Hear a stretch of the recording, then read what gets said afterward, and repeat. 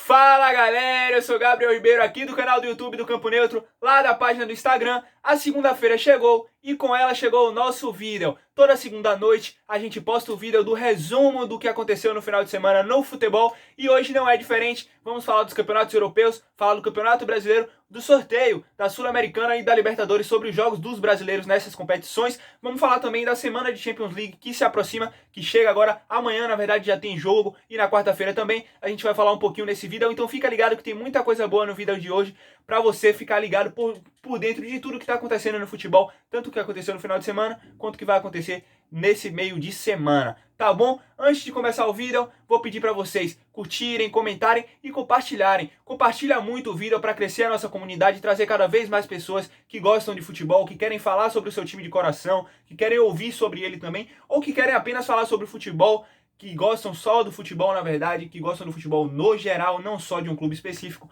Traz ela pra gente, compartilha bastante, comunica a todo mundo para vir pro Campo Neutro, pra gente crescer a nossa comunidade, tá bom? Deixa aí nos comentários o que é que você tá achando do seu time, o que é que você tem para falar dele, o que é que ele tem a melhorar, o que é que você tá gostando dele.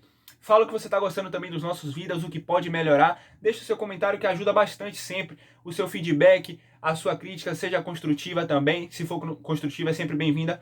Então, deixa aí nos comentários o que é que você tem achado, tanto do seu clube, quanto da página, quanto dos vídeos no YouTube, porque é sempre bem-vindo. Vamos começar falando de campeonato inglês, que teve mais um final de semana movimentado e trouxe a derrota do Everton. A primeira derrota do time de Carlo Ancelotti no campeonato. O Everton que só tinha perdido pontos para o Liverpool na rodada passada, com um empate no clássico da cidade de Liverpool, empatou em 2-2 em casa e perdeu seus primeiros pontos no campeonato. Foi o primeiro jogo que o time do Everton perdeu pontos no campeonato. Já nesse final de semana, amargou a sua primeira derrota, a primeira vez que o time de Carlo Ancelotti sai do campo com 0 pontos, com a derrota na bagagem, voltou para casa após ser derrotado para o Southampton fora de casa por 2-0. O Everton jogou muito mal, sentiu falta do brasileiro Richarlison, que suspenso não pôde jogar. O Richarlison que na partida passada contra o Liverpool foi expulso direto, e na Inglaterra funciona dessa forma: quando o jogador é expulso direto, 3 jogos seguidos de suspensão, não tem julgamento, já é expulso direto. 3 jogos de suspensão, o Richarlison que deu uma entrada muito dura no Thiago Alcântara, meia do Liverpool, e aí cumpriu o seu primeiro jogo de suspensão nesse final de semana contra o Southampton. Ainda faltam 2. O Everton jogou mal, James Rodrigues abaixo do normal, o Calvert-Lewin, o camisa 9 inglês, que é o camisa 9 do Everton também, que vive uma fase extraordinária, pouco foi municiado no jogo, não teve grandes chances, então não teve como participar do jogo de maneira adequada, contribuir com gols. O Southampton, por outro lado, jogou muito bem também, anulou o Everton e acabou vencendo a partida. Grande vitória do Southampton, primeira derrota do Everton. Falando do Liverpool, que é rival do Everton de cidade, o Liverpool venceu em casa, em Anfield, venceu o Sheffield United por 2-1, jogando em casa, gols do brasileiro Roberto Firmino e do português Diogo Jota. Mais uma vitória do Liverpool, que chega a 13 pontos, se recuperando do empate na rodada passada contra o Everton, e já é segundo colocado, chega de verdade agora para a briga pelo título. O campeonato está no começo, mas é sempre importante galgar os seus pontos para que lá na frente você possa batalhar ponto a ponto com os seus concorrentes direto. Coisa que o City não vem fazendo. O Manchester City de Guardiola vem perdendo muitos pontos, o que não é comum da equipe do Manchester City perder pontos na Premier League. Vem perdendo muitos pontos nesse início de campeonato e nesse final de semana não foi diferente. O Manchester City foi visitar o West Ham, acabou empatando em 1-1, estava sendo derrotado por 1-0. Phil Foden entrou no intervalo, o meia inglês, e marcou empatando para o City, mas não foi suficiente. O City sai com o empate, perde 2 pontos, e aí lá na frente pode acabar fazendo falta na disputa contra Liverpool, contra Chelsea, contra equipes que podem brigar pelo título, contra o Manchester City, pode atrapalhar o Manchester City, na verdade, na briga pelo título. Já falando do Chelsea, o Chelsea foi ao Trafford, no Teatro dos Sonhos, enfrentar o Manchester United na casa dos Diabos Vermelhos e empatou em 0-0, um jogo tecnicamente muito fraco, muito abaixo do que se era esperado. O Chelsea que tem Ziyech, que tem Kai Havertz, que tem o Timo Werner. O Manchester United, por seu lado, tem Marcus Rashford, tem o Martial, tem jogadores que podem decidir partidas também, 2 times muito jovens e com muita qualidade, mas o jogo ficou aquém do que se esperava, muito abaixo o desempenho das duas equipes, um 0-0 que mantém a contestação ao trabalho do Solskjaer, treinador do Manchester. Lá em Manchester, a torcida já começa a cobrar a diretoria para que o treinador saia, para que venha um novo treinador, e um dos nomes pedidos pela torcida é o do Mauricio Pochettino, argentino, que era treinador do Tottenham, que foi demitido recentemente para que o José Mourinho assumisse o Tottenham. é um dos nomes mais pedidos pela torcida do Manchester para substituir o Solskjaer, que já tem um trabalho contestado nesse início de temporada, ainda mais depois de ter sido derrotado pelo Tottenham por 6-1 jogando em casa. Então tem um trabalho contestado, o Solskjaer, é melhor abrir o olho, porque nessa partida contra o Chelsea, por exemplo, ele deixou o Pogba no banco, deixou o Cavani no banco, tudo bem que o Cavani não jogava desde 7 de março, mas a torcida não gostou nada dessas duas opções, então tem cobrado bastante o treinador do Manchester, é bom ele ficar de olho e melhorar o trabalho, porque a torcida já começa a cobrar. Já o Tottenham jogou hoje, nessa tarde da segunda-feira aqui no Brasil, noite lá na Inglaterra, venceu o Burnley fora de casa por 1-0, o time de José Mourinho começa o campeonato muito bem também, vai brigar com as suas equipes, com as grandes equipes, com o Big Six, na verdade, que é o Chelsea, o Manchester United, o Manchester City, o Liverpool. Então vai brigar com essas equipes pelo título. Começa muito bem o time de José Mourinho, com Harry Kane, Son, Lucas, agora o Bale, o Dele Alli, é uma equipe muito forte. Então tem tudo para fazer um grande campeonato também em vitória do Tottenham nessa segunda-feira por 1-0. Vamos falar agora do campeonato francês. O Paris Saint-Germain, nesse final de semana, venceu por 4-0 o Dijon, jogando no Parque dos Príncipes, na sua casa. Vitória por 4-0, vitória tranquila. 2 gols de Mousikin, o italiano, e 2 gols de Kylian Mbappé, francês. Destaque para a partida do Neymar, uma grande partida, contribuiu bastante, participou muito do jogo, deu 2 assistências, uma para o Mbappé, uma para o Kim, uma no primeiro tempo, outra no segundo tempo. O Mbappé, que só entrou no segundo tempo, estava sendo poupado, até porque o Paris Saint-Germain já volta a campo nessa quarta-feira pela Champions League, pela segunda rodada, para tentar se recuperar da derrota na semana passada, quando perdeu para o Manchester em casa por 2-1, vai a Istambul, vai à Turquia, jogar lá pela segunda rodada da Champions League, mas já no finalzinho do vídeo a gente vai falar sobre essa semana de Champions, então fica ligado que lá no final do vídeo vai ter notícias sobre os jogos da Champions. Mas fato é, vitória do PSG, que assume a liderança pela primeira vez no campeonato nessa temporada, grande vitória do time de Paris, assumindo a liderança com 18 pontos, seguido do Lille, que era o atual líder, até o Paris Saint-Germain ultrapassá-lo, porém o Lille tropeçou nesse final de semana, empatou em 1-1 com o Nice fora de casa, então Lille e Paris Saint-Germain têm 18 pontos, ambos empatados na liderança, porém o Paris Saint-Germain é líder ainda por conta do saldo de gols. Primeira vez no campeonato que o time de Paris é líder, o Lille vem logo atrás com 18 pontos.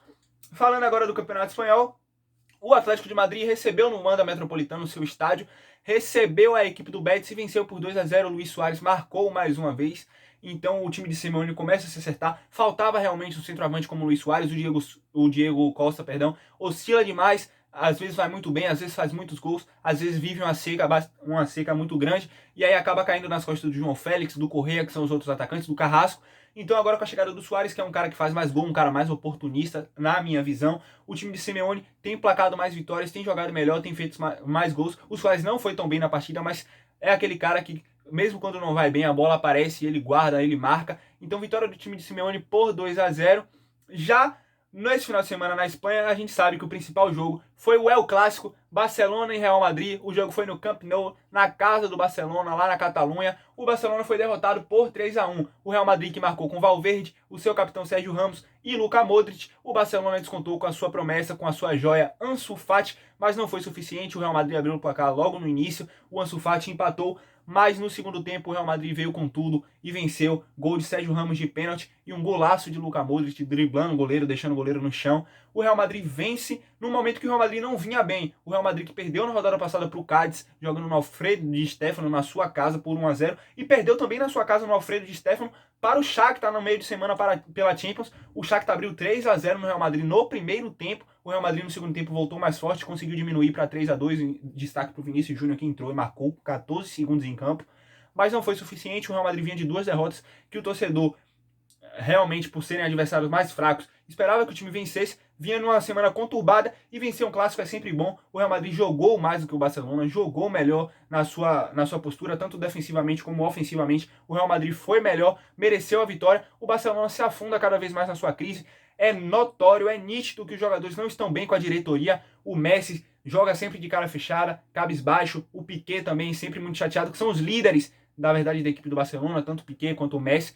Então são jogadores que estão bem, com a fisionomia bem abalada. A relação diretoria e jogadores não é nada boa, e isso acaba afetando no campo. O Barcelona não tem feito grandes partidas, até venceu no meio de semana pela Champions League por 4-0 em casa, mas mesmo assim não vive boa fase o Barcelona. Vai ser uma temporada muito difícil, o que pode ser a última temporada de Lionel Messi no Barcelona. Já na Alemanha, o Bayern de Munique venceu por 5-0 o Frankfurt. Destaque para Robert Lewandowski, o polonês marcou um hat-trick para variar, Mais uma vez, Robert Lewandowski faz 3 gols numa partida. O Bayern muito bem, tem um elenco muito forte, muito bem treinado, uma equipe que tem um padrão de jogo absurdo de qualidade. Tem feito grandes jogos, venceu o Atlético de Madrid no meio de semana passado por 4-0 na estreia da Champions. Então, é o franco favorito, é forte demais para ganhar mais uma vez a Champions League, para ganhar o campeonato alemão do seu rival, Borussia Dortmund, que venceu nesse final de semana, recebeu no Signal Iduna Park, no seu estádio, recebeu a equipe do Schalke para o clássico, venceu por 3-0, um placar até elástico para um clássico, mas segue bem o Bayern, segue bem o Borussia, as equipes seguem firme aí para mais uma vez brigar pelo título do campeonato alemão. Já falando do campeonato italiano, a Juventus foi enfrentar o Hellas Verona fora de casa, empatou em 1-1. Juventus que ainda não conta com o Cristiano Ronaldo, que testou positivo na última data FIFA para o coronavírus. Ele fez um teste hoje à tarde, a carga viral está bem baixa, só falta a informação definitiva.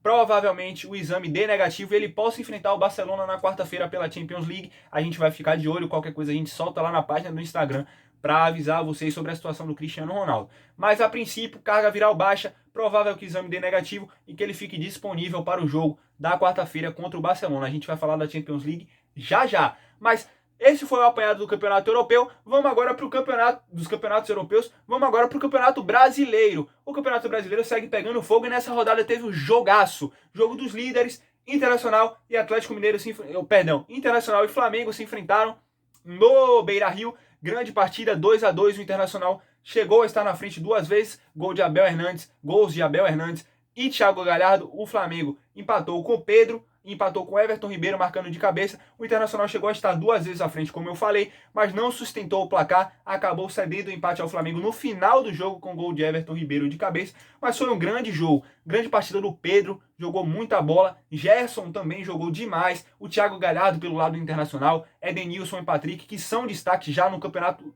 todo, mas na partida também foram destaque, grande partida.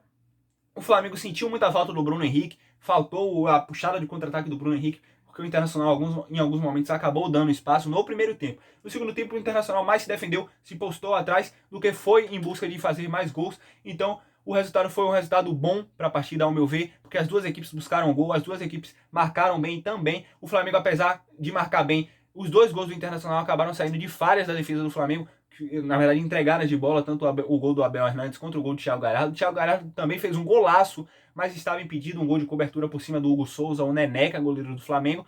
Então, grande jogo, as duas equipes seguem empatadas na tabela de classificação. Esse resultado acabou sendo bom para o Atlético Mineiro, que é o terceiro colocado, mas não vem bem no campeonato, há 3 partidas não vence. O Atlético Mineiro, que na rodada passada tinha perdido para o Bahia, aqui em Salvador, por 3-1, foi receber o Sport no Mineirão e empatou em 0-0. O Atlético Mineiro finalizou 20 vezes ao gol, enquanto o Sport finalizou apenas 2 vezes para fora. Nenhuma finalização das duas do Sport foi pro gol. O Atlético Mineiro finalizou 20 vezes. Tentou com Savarino, tentou com Sacha, tentou com Keno, tentou com Matias Aracho, argentino que fez sua estreia, mas nada da bola entrar, nada do gol sair. Tentou de todas as formas, o Sport segurou o ferrolho, levou o ponto para Recife, levou o ponto para Pernambuco.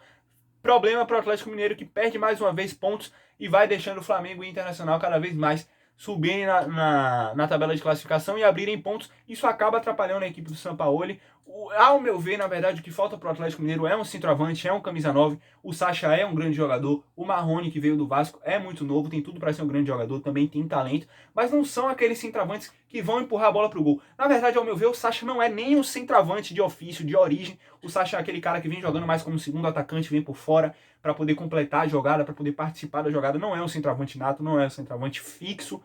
Então, eu acho que falta para o Atlético Mineiro um camisa 9, um centroavante, aquele cara que bote a bola para dentro. Não sei se o Ricardo Oliveira, que estava no Atlético, seria esse cara também. É um cara que faz gol, mas eu não sei se no estilo de jogo do Sampaoli, aquele estilo de jogo intenso, que tem que correr bastante, que tem que se movimentar bastante. Eu não sei se ele seria o cara ideal, mas falta isso para o Atlético Mineiro, ao meu ver, para que o time do Atlético Mineiro fique 100%.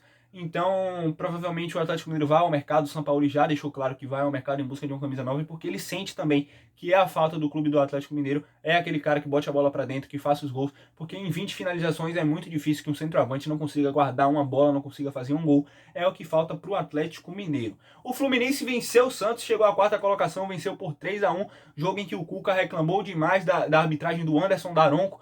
Grande vitória do Fluminense, Gol do Lucas Claro fez gol, o zagueiro, o Nino fez gol e o Marcos Paulo também fez gol. O Marinho, mais uma vez, marcou o gol do Santos. O Marinho que usou a camisa 80, homenageando o Pelé, que completou 80 anos na sexta-feira. Inclusive, deixar aqui os nossos parabéns para o Rei Pelé, o Edson Arantes. Parabéns, Rei Pelé, 80 anos. Parabéns pela sua história no futebol, parabéns por tudo que você conquistou.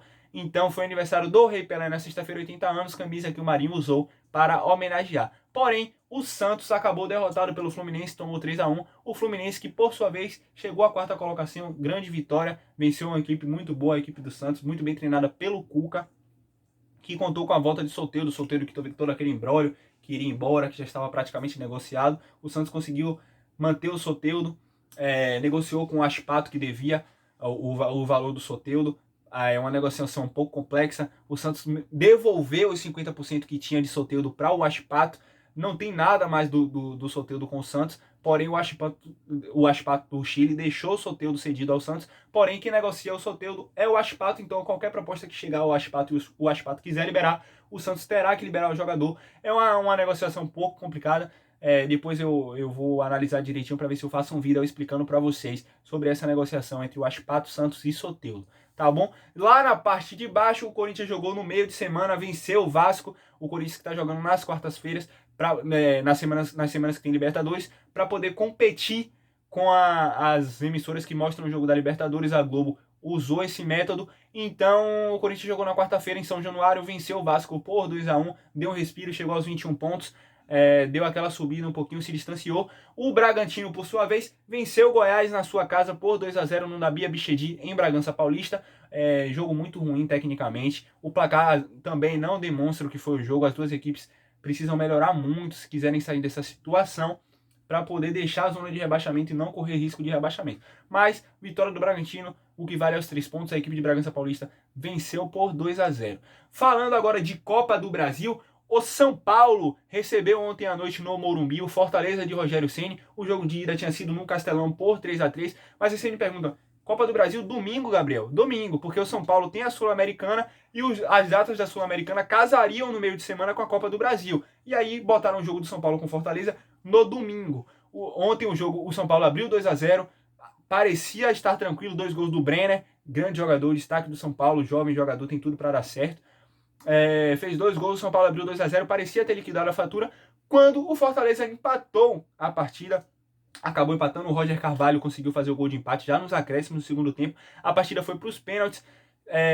Na primeira sequência, todo mundo acertou. Na verdade, na primeira sequência, 9 jogadores do São Paulo acertaram, 8 do Fortaleza acertaram, porque o Gabriel Dias do Fortaleza perdeu. E aí o Léo Pelé do São Paulo deu números finais, vitória nos pênaltis para o São Paulo, que se classifica para as quartas de final. São Paulo que não chega até as quartas de final da Copa do Brasil desde 2015. Então amarga alguns anos aí sem chegar nas quartas de final. Boa classificação para o time do São Paulo, boa classificação para o time do Fernando Diniz. Falando agora do sorteio da Sul-Americana e da Libertadores, vamos começar pela Sul-Americana.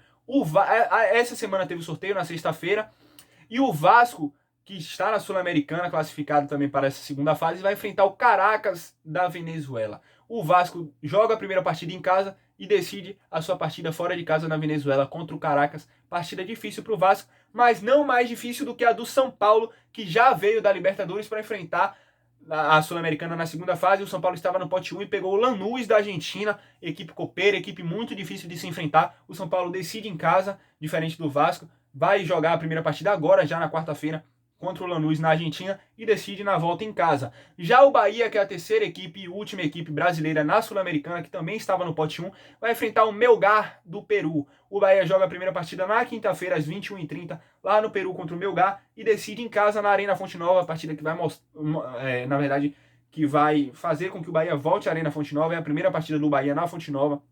Depois da pandemia, vai marcar a volta do Bahia à Arena Fonte Nova. O Bahia enfrenta o Melgar. Ida no Peru, volta em Salvador. Esses são os jogos dos brasileiros na Sul-Americana. Já na Libertadores, o Flamengo enfrenta o Racing. Time de Avejaneira vai enfrentar o Racing. Partida de ida lá na Argentina, partida de volta aqui no Rio de Janeiro. Partida difícil entre Brasil e Argentina, é sempre difícil, é sempre aquele jogo quente, jogo pegado. Partida muito difícil para o Flamengo, mas tem boas chances de se classificar. Tem o melhor time da América do Sul, na minha visão, ao lado do River Plate. Então, tem tudo para se classificar. River Plate, por sua vez, que enfrenta o Atlético Paranaense. O Atlético Paranaense, para mim, dos brasileiros, foi o que pegou a parada mais difícil. É o jogo mais difícil, ao meu ver, dos brasileiros. O Atlético Paranaense vai enfrentar o River Plate, primeira partida na Arena da Baixada, e decide lá na Argentina. Não se sabe ainda se é no Monumental de Núñez, que está em reforma. Provável que seja no estádio do Independiente, que é o rival do Racing lá em Avejaneira, porque o estádio do River Plate está em reforma, está em processo de mudanças de algumas coisas no estádio, então não se sabe aonde ainda vai ser esse jogo de volta. Mas fato é que o Atlético Paranaense enfrenta, para mim, o adversário mais difícil dos brasileiros. O Palmeiras vai enfrentar o Delfim. Para mim também é um dos adversários mais fáceis que os brasileiros pegaram. Na verdade é o mais fácil, ao meu ver, é o Delfim. Tudo bem que a Libertadores é um campeonato difícil, é um campeonato traiçoeiro, mas dos brasileiros o Palmeiras foi o que se deu melhor, pegou o Delfim. É uma partida mais tranquila para o Palmeiras, uma partida que tem tudo, dois jogos que o Palmeiras tem tudo para se classificar, se jogar bem. O Santos vai enfrentar a LDU de Quito, do Equador. O Santos vai enfrentar a LDU que enfrentou o São Paulo na Libertadores, perdeu aqui em São Paulo por 3-0, venceu lá no Equador por 4-2. Então o Santos tem que ficar de olho, porque a LDU é uma equipe mais agitada, uma equipe que já está mais acostumada a jogar Libertadores, equipe campeã da Libertadores já também. Então adversário difícil para o Santos, que decide em casa essa partida, decide em casa essa classificação. O Grêmio vai pegar o Guarani do Paraguai. O Grêmio decide em casa também, joga a primeira no Paraguai e decide em casa. E o Internacional vai enfrentar o Boca Juniors. O Internacional joga a primeira no Beira-Rio, a segunda na Bombonera. Esses são os jogos dos brasileiros na Libertadores. Para mim o mais difícil é o do Atlético Paranaense. Todos têm chance de classificar, é o futebol. Mas o mais difícil para mim é o Atlético Paranaense, até pela diferença dos times. O River Plate é um time muito bem treinado pelo Marcelo Galhardo. Então vai ser o jogo mais difícil para mim, é o do Atlético Paranaense. Mas todos os brasileiros têm chance de classificar. Boa sorte para os brasileiros na Libertadores, boa sorte na Sul-Americana. Já vamos falar do Campeonato Europeu, da Champions League. Essa semana tem Champions, essa semana tem Barcelona e Juventus. Cristiano Ronaldo contra Messi, se tudo der certo, como eu falei no meio do vídeo. O Cristiano Ronaldo tá com coronavírus, o exame de hoje deu baixa carga viral, provavelmente D negativo, então o português esteja apto para a partida, mas falta a confirmação oficial. Possa ser que teremos já essa semana Messi contra Cristiano Ronaldo, o que é um grande jogo, são os dois melhores jogadores dos últimos 10 anos, grandes jogadores, grandes partidas, grandes troféus, grandes títulos, então tem tudo para ser um jogaço. Espero que o Cristiano Ronaldo jogue para dar